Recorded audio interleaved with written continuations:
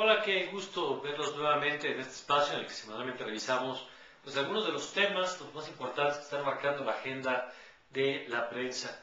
Y creo que el concepto central en esta ocasión es el de los límites entre los temas de interés público y los de la vida privada, particularmente por tres personajes que en los últimos días han estado como protagonistas en las noticias, pues en esta rayita que algunas veces parece muy clara y otras parece mucho más confusa.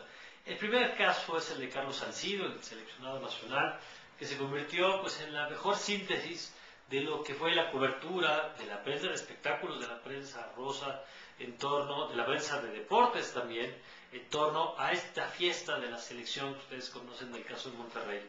La pregunta es, ¿cuándo una fiesta o cuándo la vida sexual de un funcionario o de un deportista como figura pública son relevantes para los medios y para las audiencias? Una primera distinción que la maestra Elena Solórzano, quien ha sido académica de la UNAM, ha señalado muy bien, es primero distinguir entre interés público e interés del público. Saber, por ejemplo, si hay un desvío de recursos, saber si se violaron reglamentos, saber si alguien consume droga, por ejemplo, y con eso pues está desafiando una serie de reglas, puede ser un tema de interés público.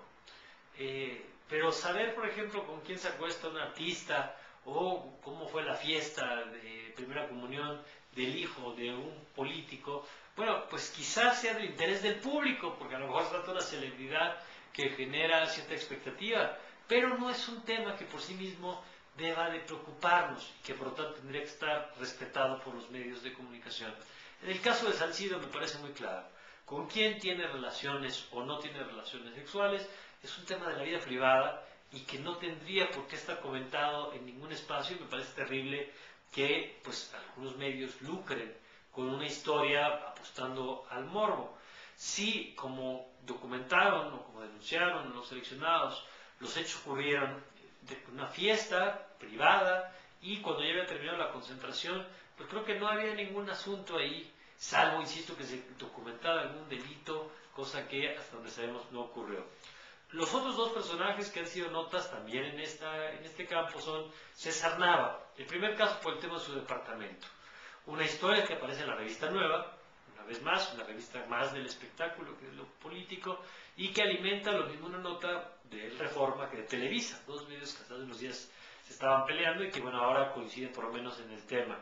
¿Es relevante lo que un político adquiera o compre? Me parece que sí, eso genera cierta suspicacia sobre la correspondencia entre su nivel de ingreso y su nivel de gasto. Lo más lamentable me parece del caso es que quedó en un terreno como a quién le cree usted, a César Nava o al periódico o a la televisora, cuando lo que tendríamos que tener, una vez más, es el asunto de la información. ¿Cuánto se pagó? ¿Dónde quedó el registro? ¿Cuáles fueron, a lo mejor, no los números de cuenta, pero sí los detalles de la transferencia y los antecedentes del patrimonio del político, para que no quede un asunto, por un lado, o de sospecha, o por el lado también de los medios de comunicación, como un asunto de una campaña en contra de una figura pública? Y el tercer caso es el de Enrique Peña Nieto y la vida de sus hijos y su primera comunión.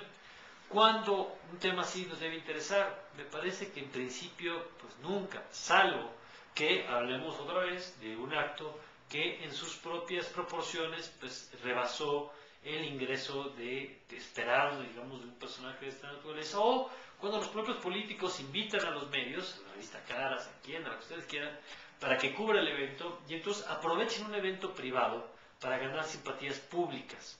En el momento en que los medios hacen eso, sus relaciones de pareja se convierten en objeto de propaganda, de publicidad, de menciones, que les permiten llegarle a un público diferente al que tradicionalmente ven los noticieros.